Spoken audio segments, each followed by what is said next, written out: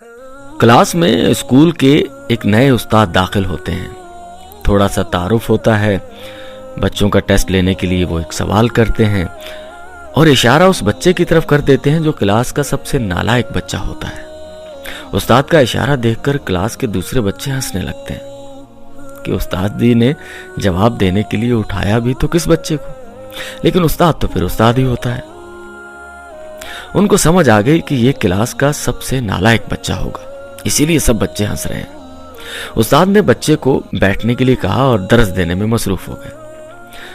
چھٹی کے وقت استاد نے اسی نالائق بچے کو اپنے پاس بلایا اور جب سب بچے چلے گئے تو استاد نے اس بچے کو ایک سوال دیا اور اس کا جواب بھی لکھ کر دیا اور کہا کہ اسے یاد کر لو اور کل جب میں کلاس میں سوال کروں گا تو یہ جواب تم نے مجھے کلاس میں دینا ہے. بچے نے وہ سوال اور جواب یاد کر لیا. دوسرے دن جب استاد کلاس میں آئے تو انہوں نے وہی سوال جو اس نالائق بچے کو دیا تھا ساری کلاس سے پوچھا. سوال تھوڑا مشکل تھا تو سب بچے خاموش ہو گئے، لیکن وہی نالائق بچہ جس کو استاد نے سوال یاد کرنے کا کہا تھا اس نے اپنا ہاتھ بلند کیا کہ سر میں اس کا جواب دیتا ہوں. سب بچے جو کل ہنس رہے تھے حیرانگی سے اس کی طرف دیکھنے لگے.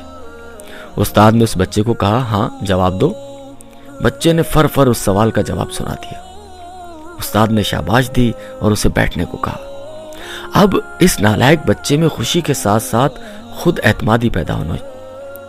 استاد روزانہ اس بچے کے ساتھ یہی عمل دہراتے رہے اور پھر آخر وہ دن بھی آیا جب وہ نالائق بچہ اپنی کلاس کا سب سے لائق اور پر اعتماد بچہ بن چکا تھا.